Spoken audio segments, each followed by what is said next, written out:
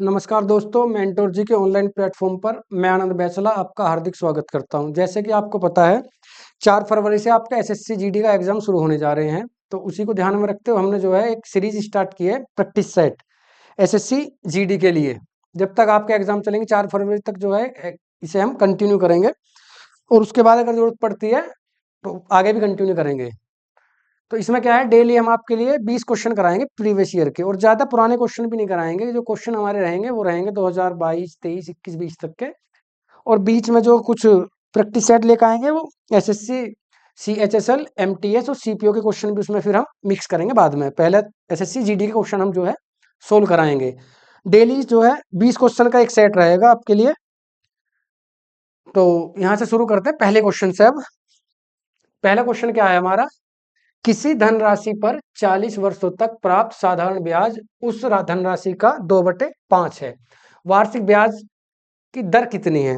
इसमें यहाँ ध्यान देना तुम्हें, 2/5 जो दे रखा है हमें, 2/5 जो हमें दे रखा है, इसका क्या है, धन राशि का। तो 5 जो है धन राशि का, यानी 2/5 क्या है, ब्याज है 5, यानी 5 रुपए पर 2 क्या है, ब्याज। का वाले का मतलब हमेशा निचले वाली संख्या को रिप्रेजेंट करेगा ये। चलो जी, धनराशि का 2/5। साधारण ब्याज का जो हमारा फॉर्मूला है वो रहेगा SI is equal to principal into rate into time upon 100। ब्याज कितना हमारा 2 यूनिट, और प्रिंसिपल 5, रेट हमसे पूछा है, और टाइम बटे 100। टाइम 40 है, टाइम हमें जो है दिया हुआ है 40। 0 से 0 कट जाएगी, 2 दूनी 4, 2 पंजे 10, 5 से 5, 2 एकम 2। तो आर बराबर आया हमारा 1%। 1% जो ऑप्शन नंबर सी हमारा करेक्ट आंसर है। नेक्स्ट क्वेश्चन की तरफ चलते हैं। नेक्स्ट क्वेश्चन क्या है, एक वर्ष में सपना का औसत मासिक व्यय वर्ष के प्रथम 3 महीनों के लिए 1100 रुपए, अगले 5 महीनों के लिए 1000 रुपए, और अगले 4 महीने के लिए 1200 रुपए था। यानी हर महीने जो है सपना शुरू के जो 3 महीने हैं उनमें कितना खर्च करेगी, 1100 रुपये हर महीने खर्च करेगी। अगले जो 4 महीने हैं उनमें 1000 रुपये खर्च करेगी, और अगले जो हमारे कुल कितना बचेगा समय, 4 महीने 12, 4 और 3 7, और 5 महीने के लिए खर्च करेगी 1200 रुपये पर महीने। अच्छा, जो हमारी आय पूछी है उसने, आय क्या होती है? आय हमारी होती है जो हमारा टोटल खर्च है और उसमें हम अपना टोटल बचत अगर जोड़ दें तो आय निकल आएगी। जैसे मैं आपसे पूछूं कि मेरी आय कितनी है, भाई मैं 5000 रुपये खर्च कर रहा हूँ, 10,000 रुपये अगर बचा रहा हूँ, तो तुम कहोगे भैया 5000 रुपये तुम जो है खर्च कर रहे हो, 10,000 रुपये तुम बचा रहे हो, तो तुम्हारी आय हुई 15,000 रुपये। कितनी? 15,000 रुपये। तो ऐसी इसमें क्या है, हम अगर इसका खर्च और इसकी बचत अगर एक साथ मिला दें तो इसका क्या निकल के आ जाएगा, आय निकल के आ जाएगी। चलो भाई, इसने क्या करा, मासिक जो है प्रथम 3 महीनों के लिए 1100 रुपये, जो 3 महीने हैं उनमें 1100 रुपये महीने खर्च कर रही है जो। तो शुरू के 3 महीनों में ही 3300 रुपये क्या कर देगी वो, खर्च कर देगी। अगले जो है उसके 5 महीनों के लिए 1000 रुपये, हर 5 महीने के लिए 1000 रुपये, यानी 5000 रुपये इन 5 महीनों में इसने क्या करा, खर्च कर दिया। अगले 4 महीनों के लिए उसने कितना है, 1200, यानी 4 महीने और 1200 रुपये, यानी 4800 रुपये उसने यहाँ खर्च करे। 0 0, 8 और 3 11, से लगा 1, 4 3 7 और 5 12 1 13, 13,100 रुपये तो उसने यहाँ खर्च कर दिए। कितने दिनों में, 12 महीनों में। और 1300 रुपये क्या करे उसने, बचाए हैं। अगर 1300 रुपये उसने बचाए हैं और 13,100 रुपये उसने खर्च कर दिए, तो फिर उसकी आय कितनी है, आय हो जाएगी भैया 1300 रुपये इसमें जोड़ दो, खर्च प्लस बचत, क्या होती है हमारी आय, 0 0, 3 और 1 4, 3 और 1 4, 14,400 रुपये उसकी क्या है, आय है। कितनी है जो, 14,400 आय है। औसत मासिक आय पूछी उसने, ये जो हमारी 14,400 आई है ये पूरी साल की आई है। अगर औसत हम लेके चलेंगे तो तुम कहोगे भैया 14,400 बटे 12 से डिवाइड कर दो, 12 से 12 बार, यानी 1200 रुपये पर मंथ। यानी ऑप्शन नंबर ए क्या है, उसकी एवरेज है, आय का जो एवरेज है वो कितना है, 1200 रुपये। अगला क्वेश्चन बोर्ड मास का।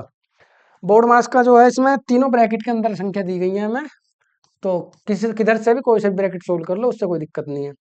इसे हम सोल्व करेंगे तो 33 + 7 कितना हो जाएगा, 40, फिर मल्टीप्लाई फिर इसे डिवाइड करेंगे 22 से 44 को करेंगे कितनी बार जाएगा, सॉरी 2 से 44 को डिवाइड करेंगे 22 बार, 2 दूनी 4, 2 दूनी 4, 22 बार गुना 5 पंजे कितना हो जाएगा मेरे भाई 25, 5 पंजे 25, 25 को जब 40 से करोगे 1000 तो ये हो जाएगा, और गुना 22 तो ये कितना हो जाएगा 22,000।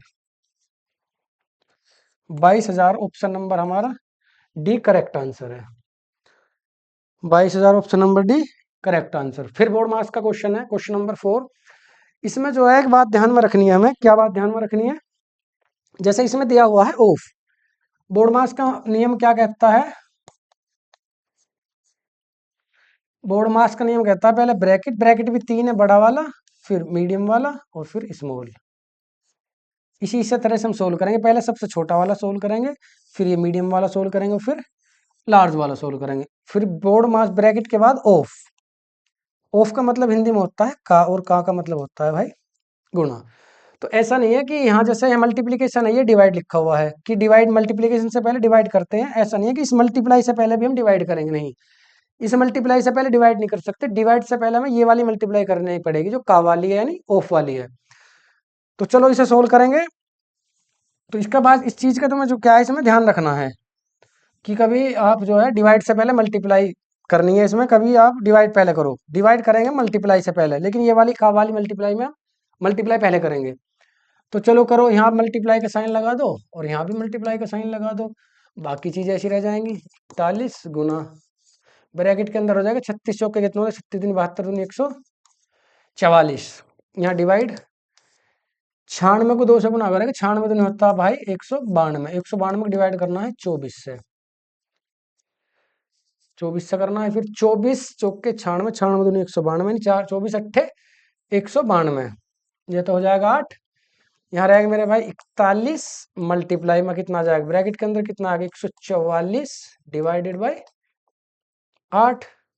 जब 8 से इसे डिवाइड करेंगे 8 ही कम 8 और कितना बचा 6, 8 8 अट्ठे 64, 41 गुना 18, लास्ट में 8 आएगा इसमें, ये चलो देख लो, 18 कम 18 का 1 कहाँ से लगा 8, 18 चौक 18 कम 18 का 1 कहाँ से लगे 18 का 8 का, 18 कम 18 का 8 का,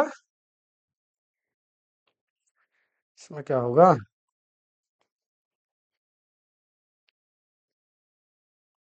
18 कम 18, 18 का 8 का हासिल लगा 1, 18 चौक 72 और 1 73, यानी 738 ऑप्शन नंबर सी हमारा करेक्ट आंसर है, 738। क्वेश्चन नंबर 5 चक्रवर्ती ब्याज का है जी। चक्रवर्ती ब्याज वार्षिक रूप से संयोजित पर रखी गई है, एक धनराशि 10 वर्षों में स्वयं को दोगुनी हो जाती है, स्वयं की दोगुनी हो जाती है, वह समय ज्ञात कीजिए जिसमें धनराशि की स्वयं की 4 गुनी हो जाएगी। मान के चलो जो हमारा प्रिंसिपल है 1 यूनिट है, 10 साल बाद हमें पता चला वो कितना होगा 2 यूनिट होगा, उससे अगले 10 साल में कितना हो जाएगा 4 यूनिट, यानी 1 गुना से 2 गुना, 2 गुना से फिर 2 गुना, यानी 4 गुना होने में कितना साल लगे उसे 10 और 10 20 साल, यानी 20 साल बाद कितना है डबल हो जाएगा। ऑप्शन नंबर ए इसका करेक्ट आंसर है। तो बहुत ईजी है क्वेश्चन। इससे अगला क्वेश्चन चलो 8वां। 7200 रुपए को पी क्यू और आर के बीच में क्रमांक 1/2 4 3/2 के अनुपात में बांटा जाता है, आर का हिस्सा कितना है। देखो जो अनुपात है इसमें क्या काम करना है, अनुपात कभी भी हमारा जो है फ्रैक्शन में भिन्न में नहीं हो सकता, यानी बटे में नहीं हो सकता, तो उसे क्या करना पड़ेगा पहले नंबर में चेंज करना पड़ेगा। 3 आदमी है पी क्यू और आर, पी का हिस्सा कितना है भाई 1/2, क्यू का हिस्सा कितना है 4, 4/1 मान लो, और आर का हिस्सा है 3/2। इससे हमें नीचे से जो है इसके भिन्न को खत्म करने के लिए क्या करना पड़ेगा, नीचे वाली संख्या का एलसीएम लेना पड़ेगा। नीचे कितनी संख्या है 2 1 2, 2 1 2 का एलसीएम कितना आएगा 2, तो 2 से यहाँ मल्टीप्लाई कर दो, 2 से यहाँ मल्टीप्लाई कर दो ऊपर, 2 से यहाँ भी ऊपर मल्टीप्लाई, 2 ये कम 2 1 ये कम 1 रेशो 1 दूनी 2 और 2 चौक 8 रेशो 2 एकम 2 1 तिया 3, 8 3 11 और 1 12। अगर हम उन तीनों को मिला के पैसे दे रहे हैं तो हमारे हिसाब से जो है 7200 रुपये देने चाहिए, लेकिन रेशो में जो हम दे रहे हैं 8 3 11 और 1 12, तो इसका मतलब क्या है, कहीं ना कहीं हमने 12 यूनिट में लिखा है किसको 7200 को, यानी 7200 का मतलब ही कितना है 12, या 12 का मतलब 7200। तो अगर 12 का मतलब 7200 है तो एक यूनिट का मतलब कितना है, 12 छिंग 72, 600 रुपये। अगर एक यूनिट का मतलब 600 रुपये है तो किसका पूछा हमसे, आर का हिस्सा पूछा है। 600 से इसे मल्टीप्लाई कर दो, 600 दिया 1800। तो आर का जो हिस्सा है वो कितना है भाई, 1800 रुपये है। तो ऑप्शन नंबर डी हमारा क्या है, करेक्ट आंसर हो जाएगा। 7200 में जो है सी का हिस्सा की, आर का हिस्सा कितना है भाई, 1800 रुपये। अगला क्वेश्चन, रोहित 2320 रुपये में एक बल्ला खरीद कर लाया। बल्ला कैसा है यो, बल्ला जो है यो पुराना, सही है, पुराना बल्ला है, पुराना पल्ला नहीं है यो, पुराना बल्ला है, पुराना बल्ला, ठीक। रोहित जो है 2320 रुपये में एक पुराना बल्ला खरीदा और उसने उसकी मरम्मत में कितने रुपए लगा दिए, 180 रुपये खर्च करता है। यदि वह इसे 2400 रुपये में बेचता है, कितने में, 2400 रुपये में बेचता है, तो उसका हानि परसेंट कितना है। भाई देखो, हम मार्केट गए, मार्केट से एक टीवी खरीद कर लाए, और मान के चलो हम दुकानदार हैं। अगर हम दुकानदार हैं और मार्केट से एक टीवी खरीद कर लाए 5000 रुपये का, और उस टीवी पे हमने 1000 रुपये किराए पे लगा दिया, अगर हमें बेचना है, अगर हम उसे ना प्रॉफिट लेगा ना लॉस लेगा, तो तब भी हमें कितने में बेचना पड़ेगा, 6000 रुपये में। यानी कम से कम भी उसका कॉस्ट प्राइस फिर भी हमें 6000 रुपये रखना पड़ेगा। यानी यहाँ से एक बात समझ में आई कि जो कॉस्ट प्राइस है वो होता है हमारा, जितने हमने कोई चीज खरीदी और उस पे जो कोई भी खर्च हमारा भारी खर्च हुआ, यानी जैसे ट्रांसपोर्ट का खर्च हो, या उसकी मरम्मत में कुछ खर्च हो, या उसे सजाने धजाने में कुछ खर्च हुआ हो, तो वो सब हमारा क्या है, सीपी में काउंट करेंगे हम। सीपी में काउंट करेंगे तो ठीक है। जब पुराना बल्ला हम लेकर आए तो बल्ला की जो सीपी है वो कितना, तुमने कहा भैया हम बल्ला लाए 2320 रुपये का, 180 रुपये उस पर हमने क्या है खर्च कर दिए, बल्ला 2500 में बैठ गई फिर, जीरो जीरो, तीन चार, ठीक, 2500 में तुम बल्ला खरीद कर लाए, और बेग तुमने कितने में दिया, बेग तुमने भैया वो बेग 2400 रुपये में दिया। अगर भाई 2500 रुपये की चीज हम 2400 रुपये में बेच रहे हैं, तो फिर हमें तो लॉस हो रहा, कितने का लॉस हो रहा, 100 रुपये का। लॉस हो या प्रॉफिट हो, उसमें हमेशा जो हम काउंट करेंगे किस पे काउंट करेंगे, सीपी पे।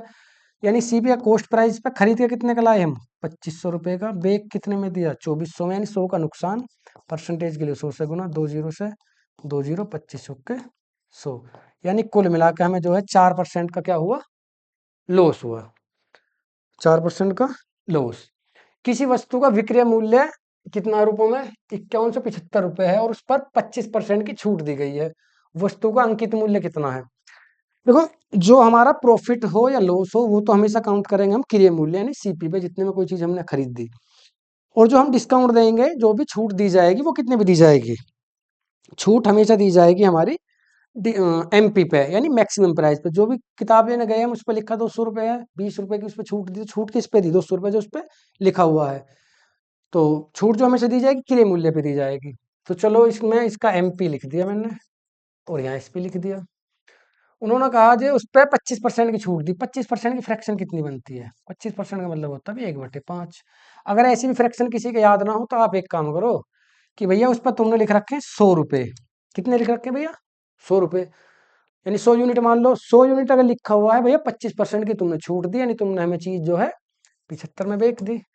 तो इसे काटेंगे, 25 चौका 100 और 25 थी 75, यानी भैया तुमने 4 उस पर लिख रखा है, 4 यूनिट, बेच कितने में दी उसे, 3 यूनिट में।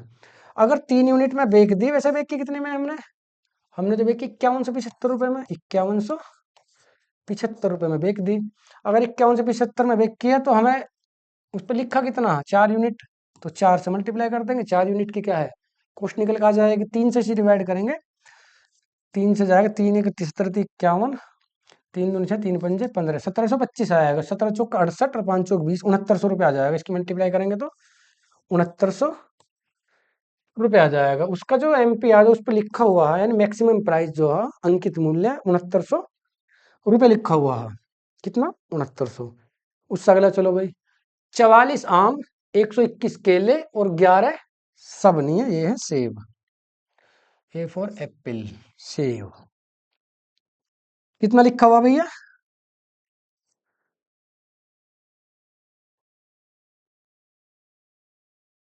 उस पर लिखा हुआ भैया 11 तो केले हैं, 11 सेब, 121 केले और 44 आम के पेड़ हैं। और हमें खेत में लगाने हैं, उन्हें खेत में इस तरह से लगाने हैं भैया कि एक लाइन में एक ही तरह का पेड़ हो। जैसे इस लाइन में अगर मैंने एप्पल लगाया है तो सारे पेड़ एप्पल के होने चाहिए, एक भी पेड़ किसी और का नहीं होना चाहिए, ना उसमें केले का और ना आम का। अगर इसमें आम के लगा दिए तो इस लाइन में सारे आम के पेड़ होने चाहिए, ना केले का ना सेब का। और इसमें अगर वो लगा दिया हमने केला, तो इसमें सिर्फ केले केले होने चाहिए। तो इस तरह के हमारे पास कितनी क्यारी हमें बनानी पड़ेंगी, यानी कितनी लाइन बनानी पड़ेंगी जिसमें बराबर बराबर पेड़ों की संख्या हो और पेड़ भी मिक्स ना हो, है ना। भाई बराबर तो पेड़ हो और पेड़ भी मिक्स ना हो, तो हमें क्या करना पड़ेगा, हमें एक काम करना पड़ेगा, इन सबका एचसीएफ लेना पड़ेगा। एचसीएफ ले लो, 44, 121 और 11। एचसीएफ क्या होता है? एचसीएफ एक ऐसी संख्या है जो इन तीनों को बराबर डिवाइड करता है, यानी बराबर का मतलब है रिमाइंडर नहीं आना चाहिए, उसका कोई भी शेषफल नहीं आना चाहिए, बराबर बराबर से पूरा पूरा काट दे मतलब। तो जो संख्या काटेगी तुम कहोगे कि भैया संख्या ऐसी होगी जो संख्या 11 को भी काटेगी, 121 को भी काटेगी, 44 को काटेगी। तो जाहिर सी बात है कि संख्या हमेशा या तो 11 होगी या 11 से छोटी होगी। 11 एक अभाज्य संख्या है, तो 11 तो सिर्फ 11 से ही कट सके जी। किससे कट सके? 11, 11 तो 11 से कट सके, तो कहीं ना कहीं इसका एचसीएफ आएगा भैया 11। यानी हमें हर पंक्ति में 11 पेड़ लगाने पड़ेंगे। हमारे पास जो आम के पेड़ है ना, वो आम के पेड़ कितने हैं भाई? आम के पेड़ है 44। अगर हर पंक्ति में हम 11 पेड़ लगाएंगे तो 44 पेड़ों के लिए कितनी पंक्ति चाहिए? हम 11 से डिवाइड करोगे, 11 से 44 भैया 4 पंक्तियों में हमारे आम के पेड़ लगेंगे। फिर 121 केले के पेड़ है, जो हमारी केला है उसके 121 पेड़ है। अगर हर पंक्ति में 11 पेड़ लगाएंगे और हमारे पास 121 पेड़ हैं, तो 11 पंक्तियों में हमारे केले के पेड़ लगेंगे। और आम के तो सेब के तो भैया 11 ही पेड़ हैं, तो सेब सेब अगर 11 है तो इसके तो सिर्फ एक ही पंक्ति लगेगी। तो 11 एक 12 और 4 16, कुल मिला के भैया 16 पंक्ति लग जाएंगी इस तरह से, जिनों में पेड़ लग जाएंगे, सब में 11 11 पेड़ रहेंगे। शुरू की 4 पंक्तियों में क्या लग जाएंगे? आम के। और फिर जो है हमारी 11 पंक्तियों में इस तरह से जो है उसमें केले के लग जाएंगे, और लास्ट की एक पंक्ति में क्या है? सेब आएगा। सेब क्या है? सेब के पेड़ जो है थोड़े ही हैं, तो इस वजह से हमारी कुल मिला के 16 पंक्ति हमें चाहिएंगी ऐसी, जिनमें 11 11 पेड़ लगेंगे। नेक्स्ट क्वेश्चन की तरफ चलो भाई। ए और बी दोनों 5000 प्रति घड़ी की दर से अपनी घड़ियां बेचते हैं। ए को 25% का लाभ अर्जित करता है, जबकि बी को 10% की हानि होती है। भाई ए नाम का भी एक आदमी है, एक बी नाम का आदमी है। ए नाम का आदमी भी अपनी घड़ी 5000 रुपये में बेच रहा है, और बी नाम का आदमी अपनी घड़ी 5000 रुपये में बेच रहा है। ए को तो 5000 रुपये में बेचने पे जो है 25% का प्रॉफिट हुआ, और बी को जो है 5000 रुपये में बेचने पे 10% की हानि हुई। तो उनका जो सीपी है, कॉस्ट प्राइस है, उसका क्या है? रेशो पूछा उन्होंने। तुम कहोगे भैया ए और बी, इसका एसपी है, ए ने भी 5000 रुपये में बेची है भैया, और इसने भी 5000 रुपये में बेची है अपनी घड़ी। इसको 25% की हानि हुई, 25% की फ्रैक्शन यही निकाल लोगे। 25% का मतलब होता है 1/4। भैया अगर 4 में खरीद दी है और इसे तो सॉरी प्रॉफिट हुआ है, तो बेच के कितने में इसने भैया? 5 में बिकी है। ये तो होगी 25% की फ्रैक्शन। भैया दूसरे को क्या है? 10% की क्या हुई है? हानि हुई है। 10% की फ्रैक्शन होती है 1/10। अगर भैया उसने 10 में खरीद दिया है, तो फिर उसने जो बेच किया, क्या में बेच किया? वो 10 रुपये में खरीद कर उसने भैया 1 रुपये कम यानी 9 में बेच दी। ऐसी है जी, 10 में खरीद कर 9 में बेच दी। बेच किसने कितने में? 5 में, इसमें 5000 में, यानी 5 यूनिट की वैल्यू कितनी है? 5000 रुपये। 5 यूनिट की वैल्यू 5000। 5 यूनिट की वैल्यू भैया 5000 रुपये है। अरे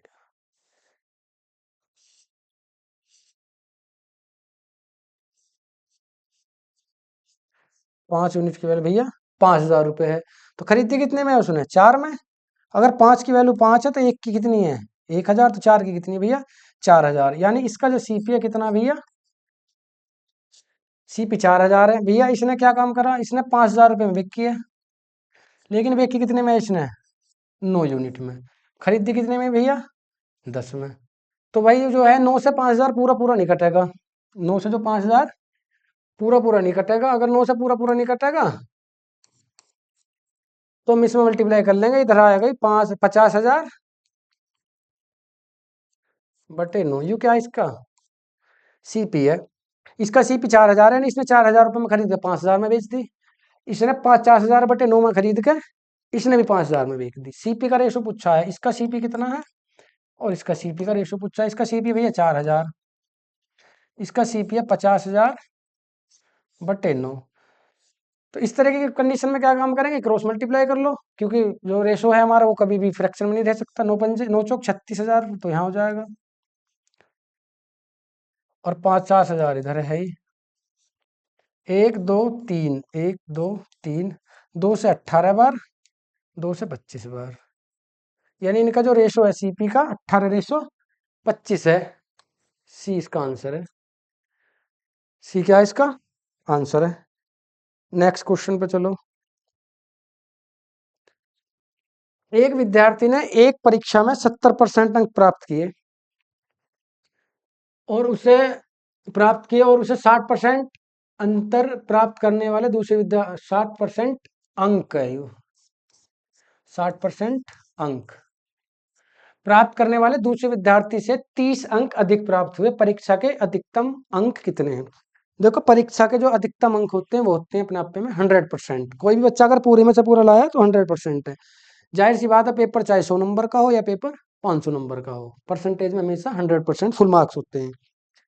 तो एक बच्चा जो है 70% नंबर लाया, दूसरा बच्चा जो है 60% लाया। तो आपस में उन्होंने जब रिजल्ट मैच करा तो 60% वाले ने देखा, भाई तेरे जो नंबर है मुझसे कितने नंबर ज्यादा लाया तू। इसी पढ़ा लिखा इसने कि 10% ज्यादा लाया हूँ, मार्कशीट में लिख भी रही मेरे 70% है, तेरे 60% है। उसने जो काउंट करा तो पता चली 30 नंबर जो है अधिक बैठ रहे। उसने कहा भी तुम मुझसे 30 नंबर अधिक ले आया। वैसे परसेंटेज में कितने लाया भाई, 10%। यानी 10% की वैल्यू कितनी है, 30। अधिकतम अंक क्या होते हैं, 100%। तो 100% की वैल्यू कितनी हो जाएगी, इतनी। 0 से 0, 30 धाम 300। इसका जो आंसर आएगा मैक्सिमम अंक जो है 300 है। 300 इसमें ऑप्शन में नहीं है, अगर ऑप्शन में नहीं है तो काट लो भैया। ऑप्शन में ना है तो इसका यहाँ क्या है, 300 कर लेंगे। इसका आंसर जो है 300 है। मिसप्रिंट है कहीं, सो परसेंटेज में कुछ दिक्कत है इसमें थोड़ी बहुत कहीं। एक क्रिकेट टीम में 7 पुरुषों की आयु 26, 25, 21, 29, 24, 28 और 22 है। उनकी औसत आयु कितनी है? 7 खिलाड़ी है क्रिकेट टीम के जिनकी औसत आयु दे रखी है, मतलब आयु दे रखी है, उसकी औसत आयु पूछी है। औसत आयु यानी एवरेज का जो फॉर्मूला होता है, एवरेज हमारा होता है आंकड़ों का योग। जो हमें डाटा दिया हुआ आंकड़ों का योग बटे आंकड़ों की संख्या। आंकड़ों का योग अगर हम करेंगे, जोड़ेंगे तो 2 और 8 10, 10 और 4 14, 14 और 9 23 और 1 24, 24 5 29 और 6 35 का 5 का हासिल लगे 3, 3 और 2 5 और 2 7 और 2 9, 2 11, 2 13, 2 15 और 2 17। आंकड़ों का हमने योग करा 175 बैठा।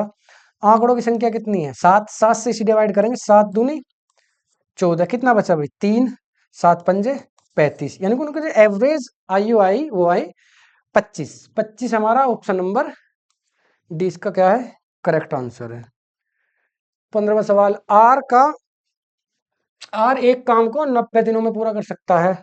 कुल काम का कितना प्रतिशत भाग काम आर द्वारा 45 दिनों में पूरा किया जाएगा? भाई कोई भी काम अपने आप में 100% है। अगर आर जो है 90 दिन ले रहा है कितना काम करने में, 100% काम करने में 90 दिन ले रहा है, वो कह रहा है 45 दिनों में कितना करेगा। भैया अगर 90 दिनों में हम कोई काम पूरा कर रहे हैं, अगर दिन आधे कर दिए, दिन हमने 45 कर दिए, तो काम भी हमारा आधा हो जाएगा, यानी 50% हो जाएगा। Question number option number 20 question का, क्वेश्चन नंबर 13 का आंसर ऑप्शन नंबर बी यानी 50%। दो रेलगाड़ी समान चाल से विपरीत दिशाओं में चल रही हैं। यदि प्रत्येक रेलगाड़ी की लंबाई 320 मीटर है और वह 18 सेकंड में एक दूसरे को पार करती हैं, तो प्रत्येक रेलगाड़ी की चाल बताओ। तो इसमें दो चीज तुम्हें याद रखनी है। जो हमारी डिस्टेंस है ना, किसी भी कंडीशन में डिस्टेंस तो हमेशा जुड़ेगी, किसी भी कंडीशन में, चाहे ट्रेन विपरीत दिशा में हो या ट्रेन अलग अलग दिशा में हो, तो डिस्टेंस क्या हमारी जुड़ेगी। स्पीड में हमें ध्यान रखना है, अगर ट्रेन एक ही दिशा में जा रही है तो स्पीड क्या है उनकी, घट जाएगी। और ट्रेन अगर अलग अलग दिशा में जा रही है तो ट्रेन स्पीड क्या है उनकी जुड़ जाएगी। इस वाले क्वेश्चन में जो है ट्रेन अलग अलग दिशा में जा रही है तो स्पीड क्या है इनकी, जुड़ जाएगी। और समान ही दूरी की हैं दोनों ट्रेन बराबर की लंबाई है, दोनों ही ट्रेनों की जो है स्पीड भी क्या है, समान है। तो स्पीड भी सेम है और उनकी डिस्टेंस भी सेम है। डिस्टेंस कितनी है, 320 मीटर। तो डिस्टेंस 320 एक ट्रेन की है, अगर एक ट्रेन की 320 है तो दूसरी की भी 320 है, तो 640 होगी उनकी डिस्टेंस। टाइम कितना ले रही है, 18 सेकंड। स्पीड तुमसे पूछे, स्पीड का फॉर्मूला हमें पता है, स्पीड बराबर क्या होती है, डिस्टेंस अपॉन टाइम। डिस्टेंस कितनी भैया, 640, और अपॉन में क्या है, टाइम, टाइम है 18। तो अगर डिस्टेंस के अपॉन में मैंने टाइम लिख दिया तो मैंने अभी डिस्टेंस अपॉन टाइम ना लिख कर मैंने डायरेक्टली क्या लिख दी, स्पीड लिख दी है। क्या लिख दिया, स्पीड। डिस्टेंस अपॉन टाइम अगर मैंने लिख दिया तब मैंने यू स्पीड लिख दिया। अगर मैं इसे यहीं छोड़ दूं तो इसका, तुम इसे डिस्टेंस अपॉन टाइम नहीं बोल सकते, तुम इसे बोलोगे कि भैया तुमने जो है यू स्पीड लिख दी। अगर स्पीड लिख दी तो स्पीड इधर दे रखी है मैं किलोमीटर प्रति घंटा में, बट टाइम हमारा सेकंड में है और डिस्टेंस हमारी मीटर में ही, तो हमारी स्पीड मीटर प्रति सेकंड आएगी। लेकिन हमारा जो ऑप्शन है मीटर प्रति सेकंड में ना देखे, ऑप्शन दिए किलोमीटर प्रति घंटे में। अगर किलोमीटर प्रति घंटे में दिए हैं तो तुम्हें पता है किलोमीटर प्रति घंटे में बनाने के लिए स्पीड को 18/5 से क्या करना पड़ेगा, मल्टीप्लाई करनी पड़ेगी। 18 से 18, 5 से 5 काटेंगे, 5 एकम 5 और 5 दूनी 10, 5 40। तो स्पीड आ गई इसकी 128 किलोमीटर प्रति घंटा। किसकी आई, इन ट्रेन की। अभी मैंने थोड़ी देर पहले जो सवाल शुरू करा तो तब क्या बताई ही कि ट्रेन अगर ऑपोजिट डायरेक्शन में तो स्पीड जुड़ेगी, दोनों की स्पीड क्या समान है, दोनों की स्पीड अगर समान है और एक दिशा में जा रही है तो स्पीड इनकी जुड़ी हुई है। स्पीड अगर जुड़ी हुई है समान स्पीड से जा रही है तो 128/2 कर दो, दोनों की स्पीड क्या है, 64 आ जाएगी। तो इनकी जो स्पीड है ऑप्शन नंबर भी 64 किलोमीटर प्रति घंटा, इसका आंसर आ जाएगा। एक कुर्सी का अंकित मूल्य 2000 है, 20% और x% की 2 क्रमिक छूट देने के बाद वह कुर्सी 1400 रुपए में बेची जाती है, x का मान कितना है। भाई कुर्सी पे हमने तो लिख दिया पहले रुपए कितने, 2000 रुपये लिख दिए। अब हमने इस पे कोई डिस्काउंट दिया, डिस्काउंट कितना दिया भैया, डिस्काउंट दिया जी 20%। अगर 20% दिया डिस्काउंट तो हमने फिर चीज कितने में बेच की है, उसका जो प्राइस है उसके 80% में हमने क्या है, चीज बेच दी। यानी 20% दिया हमने किस पे, 2000 का 20% छोड़ दिया तो हमने फिर चीज बेची 2000 के 80% पे। 2000 के अगर 80% पे चीज बेचेंगे तो 8 दूनी 16, 1600 रुपये में बेच दी। 1600 में भी नहीं बिकी, उसने कहा एक छूट और दी। कितनी छूट दी, एक छूट और दी। छूट बताई नहीं है कितनी दी है, तो छूट हमें फाइंड करनी है। छूट बताई नहीं है, छूट क्या, लेकिन इतना बता दिया उसने कि 1600 रुपये की चीज नहीं थी, हमने चीज जो तुमसे लिए वो लिए 1400 रुपये में। तो तुम कहोगे भैया हमने तुम्हें डिस्काउंट फिर कितना दिया, दोबारा दोबारा दिया 200 रुपये का। कितने पे दिया भैया, 1600 पे। कितना डिस्काउंट है, 100% लगा लो इसे 1600 पे। तो 2 जीरो से 2 जीरो कट जाएंगे, 4 चौक 16, 4 पंजे 20, 2 दूनी 4, 2 से 25 बार, 25 का आता कितना होता, 12.5%। यानी जो दूसरी छूट है वो भैया 12.5% की, पहली छूट 20% और दूसरी छूट 12.5%। तो इस क्वेश्चन का जो आंसर है वो हो जाएगा 12.5%। अगला है 8 दिनों तक काम करने के बाद राखी को पता चला, क्या पता चला कि अभी तक केवल 10% ही काम कर चुकी है वो। वह पूनम को काम पर रखती है जो राखी से 20% अधिक कुशल है। शेष काम को पूरा करने में उन्हें कितना समय और लगेगा। तुमने कहा भैया राखी से जो है पूनम अधिक कुशल है, कितनी परसेंट अधिक कुशल है, 20% जो है अधिक कुशल है। 20% अधिक कुशल का क्या मतलब है, 20% अधिक कुशल का मतलब भैया यू है कि उससे 20% अधिक काम कर सकती है। कितना अधिक कर सकती है, 20% अधिक काम कर सकती है। यानी अगर राखी 100 काम करेगी तो वो 120 काम करेगी, या 20 का फ्रैक्शन बना लो। 20% का मतलब होता है भैया 1/5, यानी 5 काम करेगी तो उससे एक ज्यादा, यानी 6 काम। कौन काम करेगी, राखी से पूनम ज्यादा करेगी। अगर राखी 5 काम कर रही है एक दिन में तो पूनम 6 काम करेगी, 20% अधिक कुशल है। राखी ने कितने दिन तक काम करा भैया, 8 दिन तक। यानी रोज 5 काम कर रही है और 8 दिन तक अगर 5 काम कर रही है, कुल मिलाकर उसने 40 काम करा। और सवाल में जो दिया है काम करा उसने कितना भैया, 10%। तो तुम कहोगे भैया 10% किसकी वैल्यू है, यानी 40 जो है 10% की वैल्यू, काम तो 100% होता है अपने आप पे में। तो काम कितना हो जाएगा हमारा, टोटल वर्क है ना, टोटल वर्क हो जाएगा हमारा भैया 400। टोटल वर्क कितना भैया, 400। अगर टोटल वर्क 400 है और 400 में से 40 काम कर चुके, तो बचा कितना, 360। तो भैया काम जो बचा हमारा कितना बचा है जी, 360 बचा है। काम जो हमारा बचा है 360। अब कौन कौन करेगा, राखी और पूनम दोनों एक साथ करेंगे। तो राखी और पूनम दोनों एक साथ करेंगे तो 5 और 6 एक दिन में काम कितना होएगा, 11 काम। टोटल काम है 360 और एक दिन में 11 काम होएगा। तो पूरा पूरा तो करता है ना, ऑप्शन भी हमारे जो बटे में दिए हुए हैं, काटने की ज्यादा जरूरत भी ना है। तो 360 बटे 11 दिन में टोटल काम हमारा, बचा हुआ काम जो है खत्म हो जाएगा। अच्छा अगर टोटल काम पूछते तुमसे, टोटल काम में समय कितना लगा है, तो फिर क्या करते, टोटल काम में ऐसे करते कि भैया जो 360 बटे 11 है ना, यूं तो हमें बचा हुआ काम करने में लगा है। इससे पहले जो है 8 दिन तक पूनम ने काम और करा है, तो हमारा जो है लगभग 8 दिन और जुड़ेंगे इसमें। तो टोटल काम होने में इतना समय लगेगा, 8 दिन और जोड़ने पड़ जाएंगे, क्योंकि 8 दिन पहले भी तो काम होगा, 40 काम जो हुआ उस पर कितने दिन तक काम चला, 8 दिन तक। तो टोटल वर्क में 8 दिन जुड़ जाएंगे। ठीक। अगर एक आयत की लंबाई में 14.28% की क्या है, वृद्धि की जाती है, क्षेत्रफल को अपरिवर्तित अपरिवर्तित रखने के लिए इसकी चौड़ाई में कितने प्रतिशत घटाई जानी चाहिए। भाई एक हमारे पास क्या है, एक हमारे पास आयत है, देखिए ना रहा।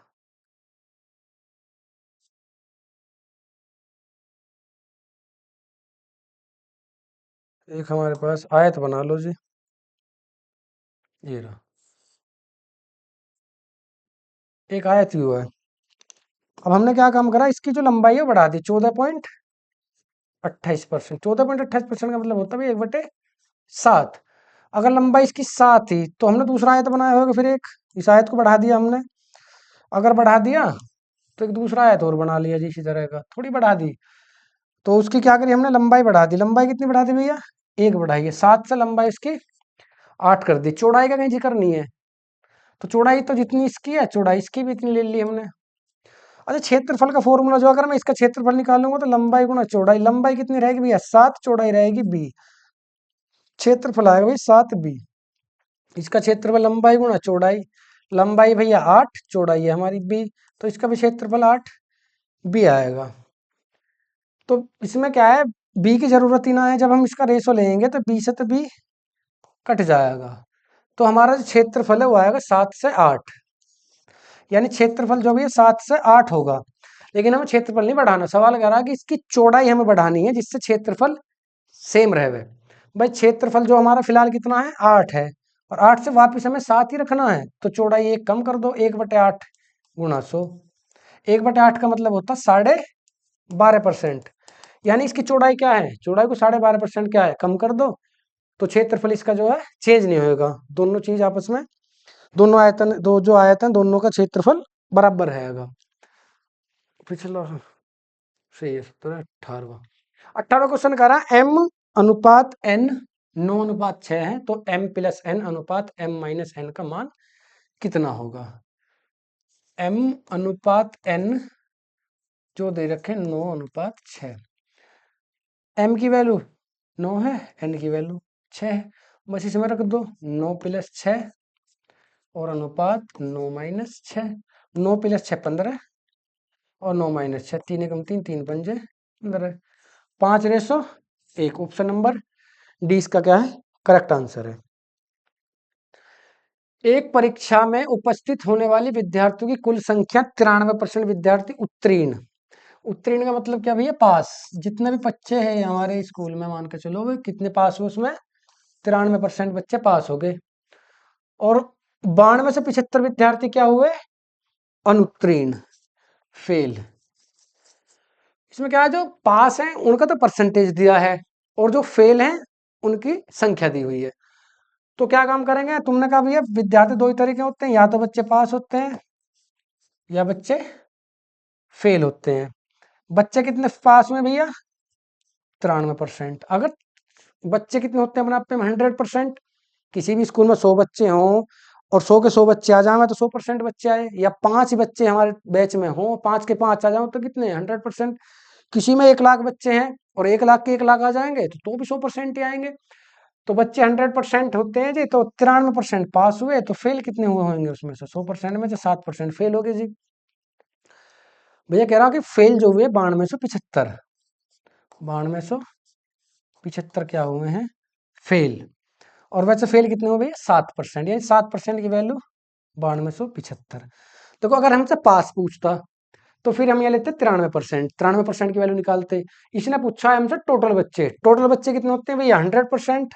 अगर टोटल बच्चे 100% है तो 7 से डिवाइड करो, 7 एकम 7, 2 7 तिया 21, 7 दूनी 14 और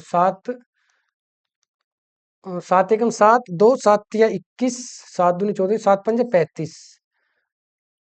तो ये तुम्हारे हो जाएंगे, कुछ गलत तो नहीं, 9275 है, ठीक है 9275, 9275/7, 7 एकम 7, 2 7 तिया 21, 1 बचेगा, हाँ 7 दूनी 14, 7 पंजे 35, ऐसे कटेगा 1325। गुना में क्या है यहाँ पे 100 है, तो 1325 और 100, 1,32,500, 1,32,500। ऑप्शन नंबर बी क्या है इसका करेक्ट आंसर है। इतने बच्चे टोटल है स्कूल में, बड़ा स्कूल है भाई।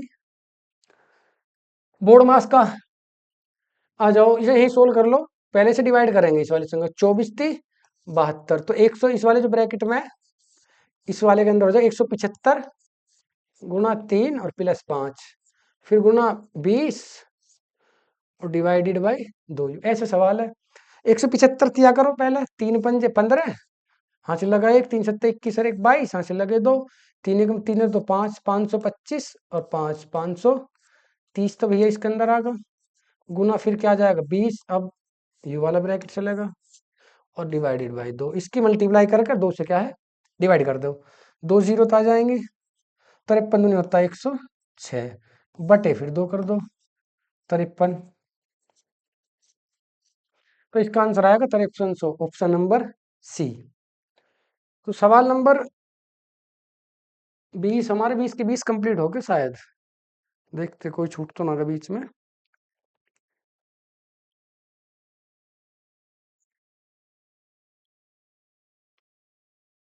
हाँ, सारे 20 के 20 सवाल हो गए मेरे को। अगर कोई भी क्वेरी है तुम्हारी या कोई भी तुम सजेशन हमें दोगे तो वीडियो के नीचे कमेंट जरूर करें, ठीक है। आज के सवाल जो है यही खत्म हो गए, अगले वाले जो 20 सवाल कराएंगे हम नेक्स्ट वीडियो में करेंगे। आज के लिए इतना ही, धन्यवाद भाई।